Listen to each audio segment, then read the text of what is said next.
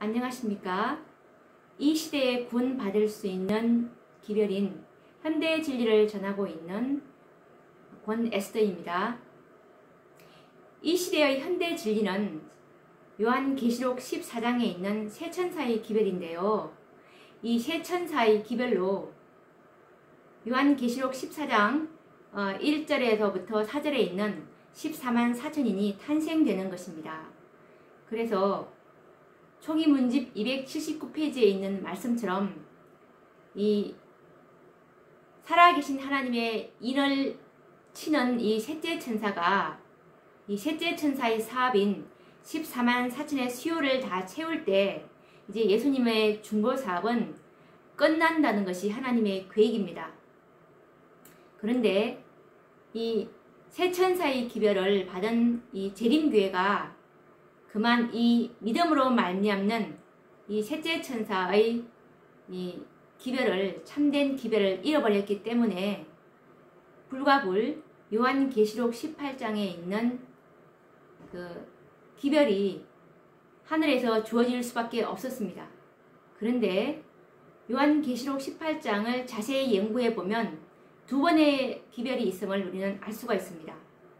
요한계시록 18장 1절에 보시면 이 일 후에 다른 천사가 하늘에서 내려오는 것을 보니 큰 권세를 가졌는데 그의 영광으로 땅이 환하여지더라 라는 이 일 후에 다른 천사가 라는 이 한 번의 기별과 그리고 계시록 18장 4절에 보시면 내가 또 들으니 하늘로서 다른 음성이 들리니 라는 이 두 번의 기별이 있는데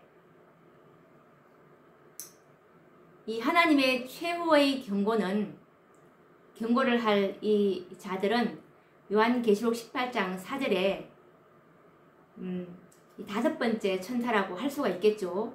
왜냐하면 계시록 14장의 세 천사의 기별과 계시록 18장 1절의 네 번째 기별과 계시록 18장 4절에 내가 또 들으니 하늘로서 다른 음성이 들리니라는 이 다섯 번째 이 기별자들의 운동으로 이 사업은 마쳐지게 될 것입니다. 다섯 번째 이 품꾼들이 이제 14만 4천의 인침을 다 이제 마치게 될 것인데 그들이 이제 늦은 비를 받고 바벨론 가운데 있는 하나님의 백성을 이제 불러내게 되면 그 수절이 14만 4천의 수요를 채워서 이 하나님의 이 마지막 이 시대에 인침받을 수 있는 살아계신 하나님의 인침을 받는 수요를 다 계수하게 되므로 예수님의 이 마지막 시대의 사업은 끝이 난다는 것이 하나님의 구속의 계획입니다. 그래서 오늘도 우리가 항상 이것을 잊어버리지 마시고 다니엘서를 연구할 때도 이 사실을 우리가 잊어버리면 안 됩니다. 오늘도 다니엘서를 우리가 연구하기 전에 또 다니엘서 11장 40절에 있는 그 말씀부터 12장 1절과 2절까지를 다시 한 번 더 또 읽고서 연구를 해보도록 하겠습니다. 마지막 때에 남방왕이 그를 찌르리니 북방왕이 병거와 마병과 많은 배로 회리바람처럼 그에게로 마주와서 그 여러 나라에 들어가며 물이 넘침같이 지나갈 것이요 그가 또 영화로운 땅에 들어갈 것이요 많은 나라를 패망케 할 것이나 오직 에돔과 모압과 암몬 자손의 존귀한 자들은 그 손에서 벗어나리라.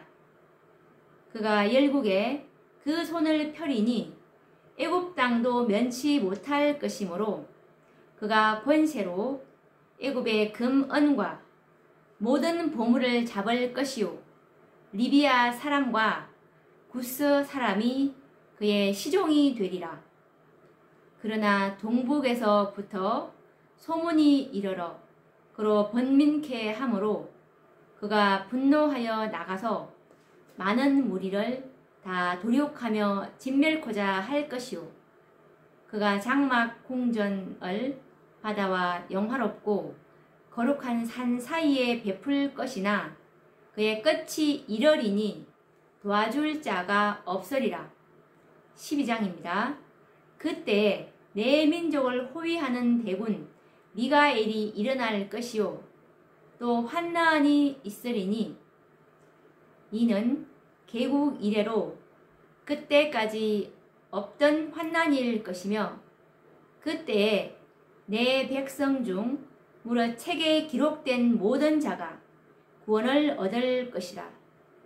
땅의 티끌 가운데서 자는 자 중에 많이 깨어 영생을 얻는 자도 있겠고 수욕을 받아서 무궁히 부끄러움을 입을 자도 있을 것이며 이 다니엘 11장 40절부터 12장 2절까지의 그 사건은 마지막 시대에 있을 그 사건들인데요. 이 11장 40절의 마지막 때에는 예수님께서 지성소에 들어가신 그때 이후를 이제 마지막 때라고 우리가 볼 수가 있는데 이때부터 12장 2절까지의 그 사건은 이제 예수님께서 이제 재림하시기 직전에 있을 특별 부활 때까지를 이제 기록해 놓은 순차적으로 기록해 놓은 그 사건이라고 볼 수가 있습니다.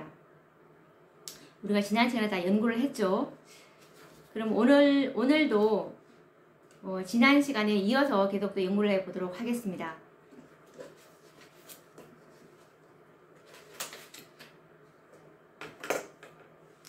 다니엘 11장 45절을 보시면 그가 장막 궁전을 바다와 영화롭고 거룩한 산 사이에 베풀 것이나 그의 끝이 이러리니 도와줄 자가 없으리라 라는 이 말씀에서 우리가 이 거룩한 산은 지난 시간에 감람산이라는 것을 우리가 확인할 수가 있었습니다.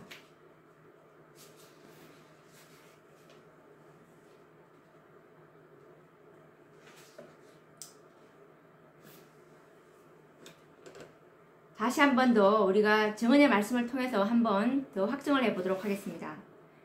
이 거룩한 산인 감람산이라는 것은 시대의 소망 829에서 830페이지 말씀을 보시면 잘 나와 있는데요. 예수께서는 성천 장소로서 당신이 사람들 가운데 계실 때 자주 가심으로 거룩하게 되었던 그곳을 택하셨다. 다윗의 도성이 있는 시온산도, 성전이 자리 잡은 모리아산도 이 영광을 받지 못했다. 그곳은 그리스도께서 조롱을 받으시고 거절당하셨던 곳이었다. 그곳은 사랑의 힘찬 조수를 타고 밀려오던 은혜의 물결이 바위처럼 굳은 마음들에 부딪혀 되돌아오던 곳이었다. 피로하시고 마음이 무거워지신 예수께서는 그곳에서 감람산으로 쉴 곳을 찾아가셨었다. 이제 이 산으로부터 그분은 하늘로 올라가셔야만 했다. 그분이 다시 오실 때 이 산꼭대기에 그의 발이 머무를 것이다.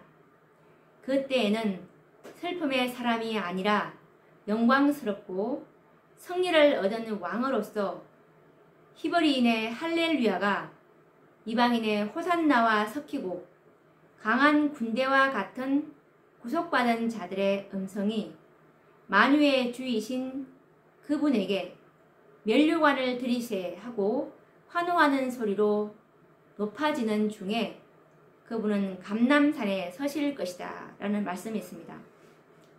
이것에 관련된 또 다른 증언의 말씀은 각시대의 대쟁투 662에서 663페이지에도 나와 있는데 읽어보겠습니다. 그리스도께서는 부활하신 후 성천하신 곳이며 천사들이 재림의 약속을 되풀이한 장소 곧 감람산 위에 내려오신다. 선지자는 다음과 같이 말한다. 나의 하나님 여호와께서 임하실 것이요 모든 거룩한 자가 주와 함께 하리라. 그 날에 그의 발이 예루살렘 앞 곧 동편 감람산에 서실 것이요 감람산은 그 한 가운데가 동서로 갈라져 매우 큰 골짜기가 되어서 여호와께서 천하의 왕이 되시리니 그 날에는 여호와께서 홀로 하나이실 것이요 그 이름이 홀로 하나이실 것이라. 스가랴 14장 5절 9절. 화려 찬란한 새 예루살렘 성이 하늘에서 내려올 때 그 성은 영접할 준비가 된 성결한 곳에 정착하게 된다. 그리고 그리스도께서는 당신의 백성들과 천사들과 함께 그 거룩한 성으로 들어가신다 라는 말씀입니다. 이 말씀은 초기문집 51페이지에서 52페이지에도 되풀이하고 있는데 읽어보도록 하겠습니다. 성도들은 거룩한 토성에서 쉴 것이며 왕과 제사장으로서 1000년 동안 다스릴 것이다. 그런 후에 예수께서는 성도들과 함께 감람산으로 내려오실 것인데 그때 그 산은 하나님의 도성을 맡기 위하여 갈라져서 큰 평지가 될 것이다 라는 말씀에서 우리가 이 감람산이 이제 예수님께서 재림 후 1000년 뒤에 이 우주의 수도가 이 감람산 위에 새 예루살렘 도성이 안착됨으로 될 것이라는 그 말씀을 우리가 확인할 수가 있습니다. 다니엘서 11장 45절 말씀에서 보시면 그가 장막 궁전을 바다와 영화롭고 거룩한 산 사이에 베풀 것이나 라는 이 말씀에서 이 거룩한 산 사이에 베풀 것이다 라는 이 말씀이 있는데 이 거룩한 산 사이에 베푼다는 그 의미가 무엇인지 한번 알아봐야 되겠죠. 여기서 보시면 이 북방왕은 로마 법왕권이라는 것을 우리가 공부를 했었습니다. 이 북방왕이 이 산 사이에 자신의 장막 궁전을 베풀 것이라는 말인데 보통 우리가 장막 궁전이라고 하면은 전쟁 시에 왕을 위해서 지은 이 임시 궁전으로 텐트로 만들어진 이런 총사령부와 같은 그런 의미를 지니고 있습니다. 사단은 이 하나님의 거룩한 새 예루살렘 성전이 내려올 이 거룩한 장소를 먼저 정복하려는 의도를 갖고 있음을 우리는 알 수가 있는데 과거에 사단은 이 예루살렘 도성을 정복하고 차지하기 위해서 정말 얼마나 노력하였는지 우리는 지난 역사 속에서 잘 알고 있습니다. 지금도 그 도성에는 이슬람 사원을 비롯해서 이 솔로몬 성전 그 자리에 이슬람 사원을 비롯해서 각종 기독교 종단의 이 기념교회들이 세워져 있는 것을 볼 수가 있습니다. 이것은 사단이 이곳을 얼마나 소유하기를 원하는지를 보여주는 증거로 충분합니다. 그러면 사단이 왜 이곳을 그렇게 소유하기를 원하는지 그 이유가 무엇이냐 하면 이곳에 그 하나님의 거룩한 성전이 있었기 때문인데요. 마찬가지로 사단은 앞으로 자신의 대리자인 이 법왕권의 권세를 이용해서 새 예루살렘 도성이 세워질 이 거룩한 산 감람산을 먼저 정복하려는 사단의 의도를 우리는 읽을 수가 있습니다. 이와 같은 시도는 지상에서의 이 마지막 무서운 유혈 전쟁인 아마겟돈 전쟁으로 발전하게 될 것을 우리는 예상할 수가 있는데 그렇기 때문에 우리는 이 전쟁에 대해서 좀 많은 연구가 필요하다고 생각이 듭니다.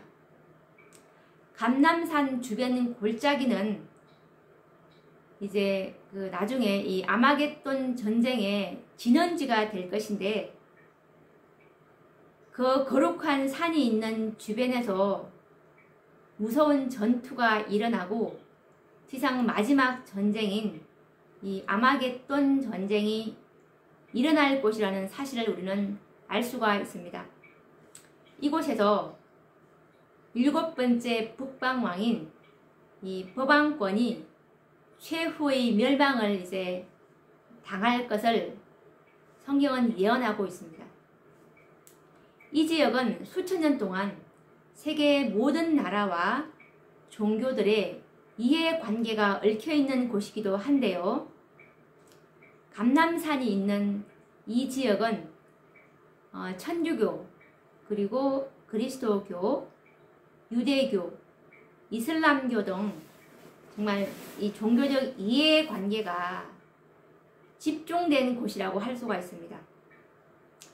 이스라엘, 팔레스타인, 그리고 가나안인, 아브라함의 혈족들이 정말 수천 년 동안 생과 사를 두고 사생결단을 하면서 서로가 점령하기 위해서 다투고 있는 아주 복잡한 곳이기도 합니다.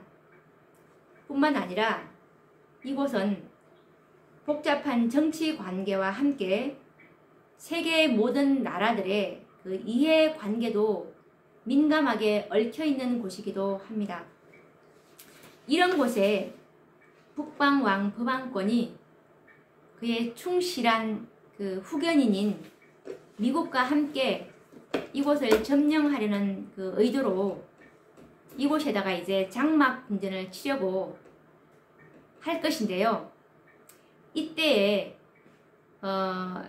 이곳에 이해관계를 가지고 있는 그 당사국들이 가만히 보고만 있지는 않겠죠.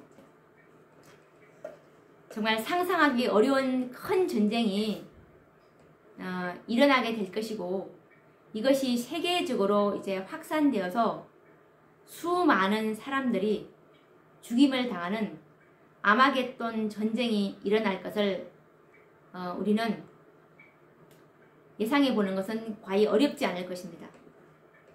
그 결과로 그 피가 말굴레까지 흘러나오는 무서운 사륙 전쟁이 될 것인데, 우리는 이 전쟁을 아마겟돈 전쟁이라고 말하고 있습니다. 요한계시록 14장 19절에서 20절에 보시면 이때 일어날 이 전쟁의 참상을 잘 묘사하고 있는데, 한번 읽어보도록 하겠습니다. 천사가 낫을 땅에 휘둘러 땅에 포도를 거두어 하나님의 진노의 큰 포도주 틀에 던지매 성 밖에서 그 털이 밟히니 털에서 피가 나서 말 굴레까지 닿고 1600 스타디온에 퍼졌더라 라는 말씀입니다. 이제 요한계시록 14장에 보시면 요한계시록 14장 13절까지 이제 셋째 천사의 기별이 끝이 납니다. 셋째 천사의 기별로 이제 요한계시록 18장 4절에 이 최후의 경고를 바라는 이 늦은비를 받은 이 다섯째 천사들이 이제 큰 외침을 하게 되므로 이 살아계신 하나님의 인을 받을 14만 4천인들의 이제 수요가 다 채워지면 예수님의 이제 중보 사업이 끝나고 이제 그때 이제 살아계신 하나님의 인과 짐승의 표를 받은 두 무리밖에는 이 지구상에는 없을 것인데, 지금 요한계시록 14장 19절에서 20절 말씀을 보시면 이 천사가 낫을 땅에 휘둘러 땅에 포도를 거두어 하나님의 진노의 큰 포도주 틀에 던지매라는 이 말씀에서 이 땅의 포도는 짐승의 표를 받은 사람들입니다. 이 짐승의 표를 받은 사람들은 큰 진노의 큰 포도주는 7장인데 이 7장 때 이 짐승의 표를 받을 사람들의 정말 참상인데요. 이들의 그 아마겟돈 전쟁으로 인한 그 서로가 서로를 죽임으로 인해서 나오는 그 피가 말굴레까지 닿고, 말굴레는 다 아시다시피 그 말머리에 씌우는 굴레인데요. 높이가 그 정도까지 닿고 정말 그 넓이는 1600 스타디온이라고 하는데 1600 스타디온은 대략 한 296km 정도고 296km 정도 된다고 하니 정말 어마어마한 전쟁이겠죠. 그 피가 높이가 말굴레까지 닿았다면 얼마나 그 피가 흥건하겠습니까? 얼마나 많은 사람들이 죽겠다는 것을 우리는 여기서 알 수 있는데, 이 아마겟돈 전쟁을 성경에는 하나님의 진노의 포도즙 틀로 상징을 하셨습니다. 천사가 낫을 땅에 휘둘러서 땅에 포도를 거두어서 이 하나님의 진노의 큰 포도주 틀에 던짐에 성 밖에서 그 틀이 밟히니 틀에서 피가 나서 말굴레까지 닿고 1600 스타디온에 퍼졌더라는 이 말씀을 우리는 확인해 볼 수 있는데, 하나님께서는 당신의 백성을 괴롭히고 무수한 살생과 광야에서 유리하게 하였던 이 악의 대표적인 세력들을 이 아마겟돈이라는 곳으로 모두 모아서 이제 진멸을 하실 것이라는 것이 하나님의 계획임을 알 수가 있습니다. 이것은 요엘서 3장 2절에서도 잘 나와 있는데요. 내가 만국을 모아 데리고 여호사밧 골짜기에 내려가서 내 백성 곧 내 기업된 이스라엘을 위하여 거기서 그들을 국문하리니 라고 우리가 말씀을 확인할 수가 있는데, 이 여호사밧 골짜기로 내려가서 이제 하나님께서 심판하신다는 뜻입니다. 이 악인들을. 그리고 요엘서 3장 12절 말씀도 보시면 열국은 동하여 여호사밧 골짜기로 올라올지어다. 내가 거기 앉아서 사면의 열국을 다 심판하리로다. 여호사밧 골짜기로 하나님께서 모으실 것이라는 이 계획을 또 확인해 볼 수가 있고,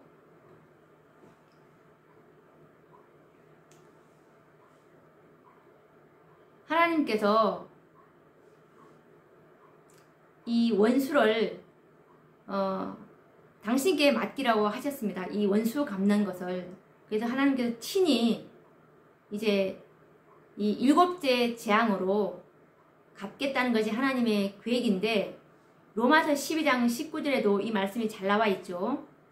내 사랑하는 자들아, 너희가 친히 원수를 갚지 말고 진노하심에 맡기라.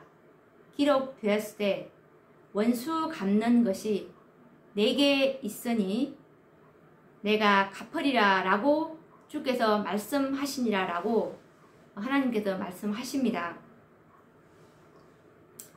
우리가 이 아마겟돈 전쟁에 대해서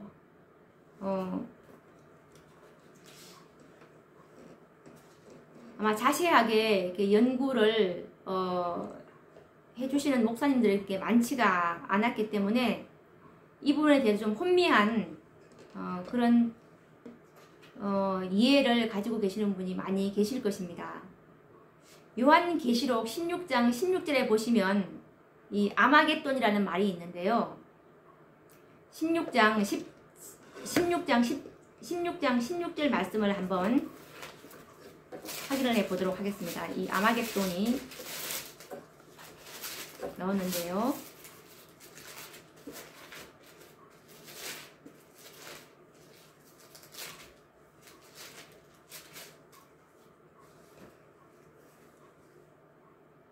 새 새 영이 히브리어로 아마겟돈이라 하는 곳으로 왕들을 모으더라. 이제 새 영이 이 히브리어로 아마겟돈이라 하는 곳으로 왕들을 모으더라라는 이 말씀이 있죠. 이 아마겟돈이라는 이 말은 히브리 말을 헬라어로 옮긴 말인데요. 원래 발음은 이 하르 머깃도인데요. 이 하르는 산을 의미한다고 합니다. 머깃도는 과거 이스라엘의 군사적 요새로서 많은 전투가 벌어졌던 곳입니다. 사사기서 4장 13절에서 16절 그리고 사사기서 5장 19절에 보시면 이 머깃도에서 그 전투를 우리가 확인해 볼 수가 있습니다. 그리고 역대하 35장 20에서 23절에서도 확인을 할 수가 있고요. 열왕기하 23장 29절에서도 이 과거에 이 머깃도에서 이스라엘의 군사적 요새로서의 전투가 벌어졌던 곳임을 확인할 수가 있을 것입니다. 이 머깃도는 예루살렘으로부터 이 북어로 약 120km 떨어져 있는 지점에 위치하고 있는데요. 이 머깃도는 여호수아가 가나안 땅을 분배할 때에는 므낫세 지파에게 속하였던 그 땅이기도 합니다. 통일 그 왕국 시대에는 다윗이 이곳을 점령했고, 그리고 이제 솔로몬 통치하에서는 중요한 도시들 중에 하나가 되었습니다. 솔로몬은 머깃도의 병거성과 마병의 성들을 건축해서 가장 강력한 북방의 요새를 건축하였습니다. 이곳은 예로부터 북쪽의 시리아와 남쪽의 애굽을 왕래하는 통로였기 때문에 역사적으로 강대국 간의 그 격전지가 되었던 곳이기도 합니다. 이렇게 전략적으로 중요한 위치에 위치하고 있어서 고대는 물론이고 20세기에 들어서까지 피의 전쟁이 끊이지 않았던 그런 격전지였습니다. 그렇기 때문에 이곳에서 수많은 사람들이 살육을 당했고, 이 마지막 아마겟돈 전쟁을 이곳 머깃도의 지명을 비유해서 말씀을 하신 것입니다.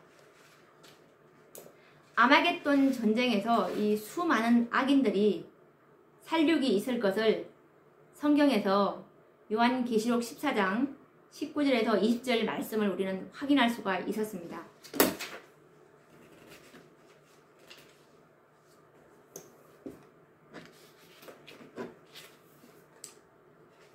그런데 요엘서 3장 2절 말씀처럼 하나님께서 이 머깃도에서 전쟁을 하는 것이 아니고 만국을 모아 데리고 여호사밧 골짜기에서 이스라엘을 위해서 그들을 이제 심판하신다고 하셨는데, 그러면 이 여호사밧 골짜기는 또 어딘지 우리가 알아봐야 되겠죠.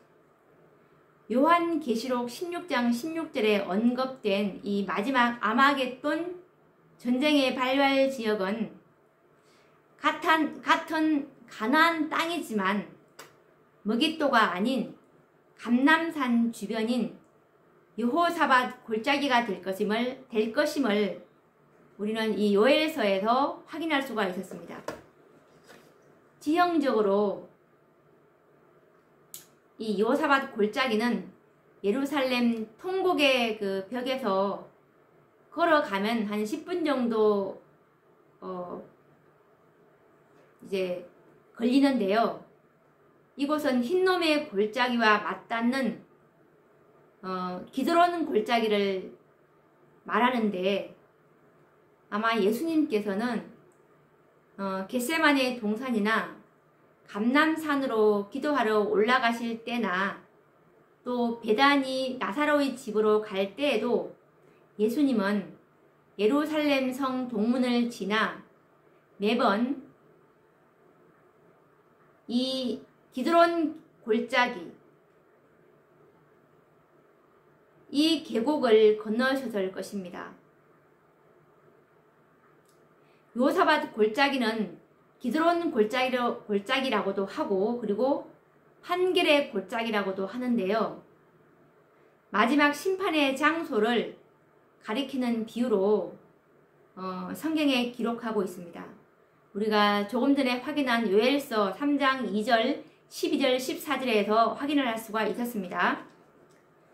여호사밧 왕 당시에는 이스라엘을 치러 올라왔던 원수들이 자신들끼리 이제 살육 전쟁을 벌여서 패망한 역사를 지닌 장소가 바로 이 여호사밧 골짜기입니다. 역대하 20장 17절에서 23절에서 잘 확인할 수가 있는데, 그때 그 당시에 모압과 암몬 족속이 이제 그 면마온 사람들이랑 같이 합해서 이 이스라엘 사람들을 이제 이 치러 왔던 역사를 우리는 기억하실 것입니다.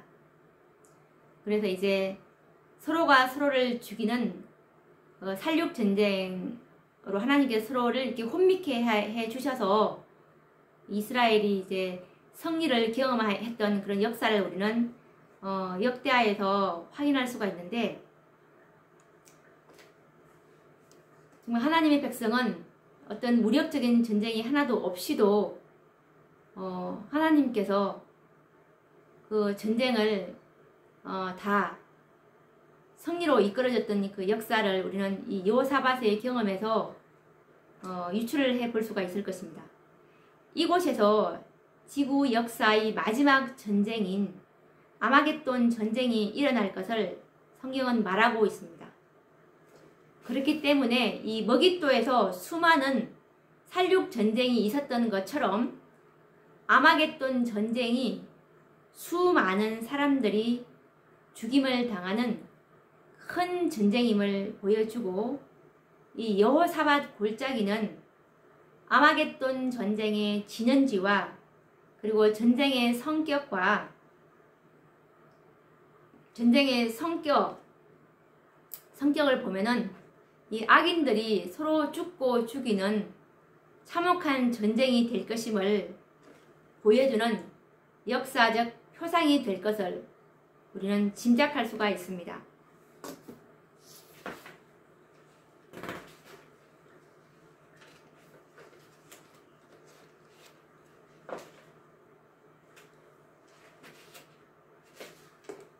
그러면 이 아마겟돈 전쟁을 예언의 신에서는 정언의 말씀으로는 어떻게 말씀하고 계시는지 한번 또 확인을 해 봐야 되겠죠.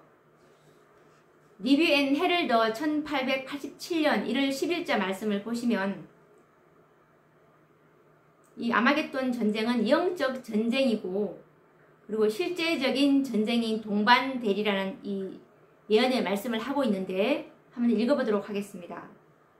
요한은 그리스도의 재림의 징조로서 일어나게 될 끔찍스러운 장면들을 직접 목도한 증인이었다.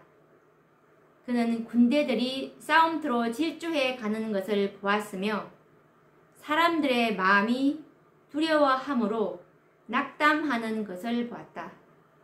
땅이 제자리에서 옮겨지고 산들이 바다 가운데 던져지며 그 가운데서 파도들이 놓아여 곤고한 것과 부풀어 올라 흔들리는 산들을 보았다. 하나님의 진노의 대접이 쏟아져서 온역과 기근과 죽음이 이 땅의 거민들 위에 내리는 것을 보았다.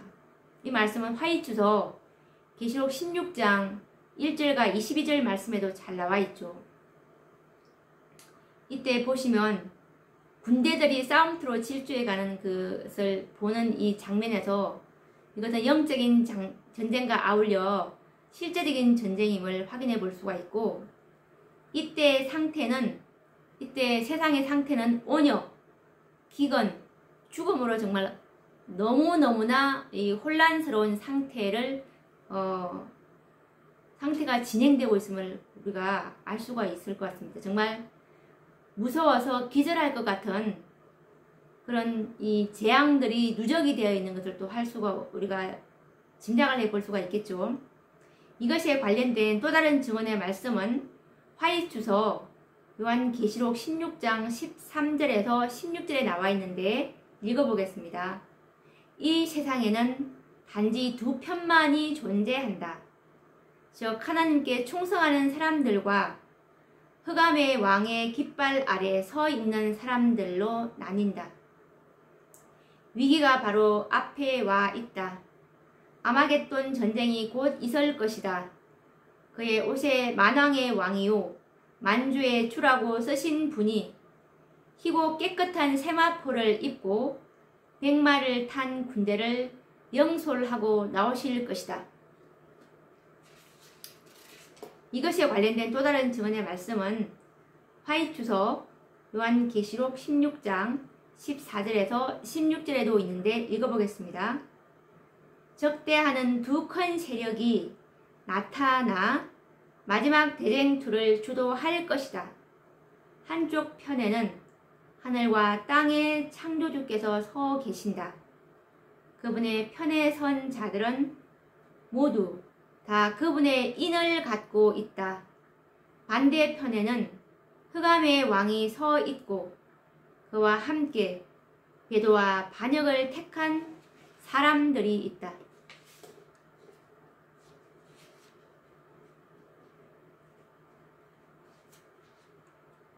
이 7재앙 때에는 두 편만이 있을 것입니다. 살아계신 하나님의 인을 받은 14만 4천인들과 그리고 그 이외에는 다 짐승의 표를 받은 사람들 두 편밖에는 없을 것입니다. 이것에 관련된 증언의 말씀은 아마겟돈 전쟁이 미국에 있을 것이다. 만왕의 왕, 만주의 주라는 이름을 옷에 기록한 분께서 흰 말을 타고 깨끗하고 흰 세마포 옷을 입은 하늘의 군대를 지휘하실 것이다. 이것은 마지막 날 사건 251페이지에 나오는 말씀인데요. 하나님께서 이 흰 말을 타고 오시는 하나님, 이 전쟁을 하시는 하나님으로 이렇게 우리가 표상을 하고 있다는 것을 우리가 확인할 수 있습니다. 이 아마겟돈 전쟁은 영적인 전쟁과 아울러 실제적인 전쟁이 될 것을 예고하고 있는데, 정말 살아계신 하나님의 인을 받지 않는 사람들은 이때 이 아마겟돈 전쟁 때 우리가 살펴보았듯이 그 피가 말굴레까지 닿았고 1600 스타디온까지 퍼지는 그 포도즙 털에 밟히는 정말 참혹한 그런 살육의 그런 현장을 우리가 경험하게 될 것입니다. 살아계신 하나님의 인을 받지 못하면 이렇게 되기 때문에 정말 우리는 모든 능력을 다해서 살아계신 하나님의 인인 14만 4천 안에 들기 위해서 힘써 노력해야 할 것입니다. 오늘도 우리가 여기서 이제 연구를 마치고 다음 시간에 또 다니엘서 이 12장을 또 계속 연구를 해 보도록 하겠습니다. 그러면 다음 시간에 뵙도록 하겠습니다. 감사합니다.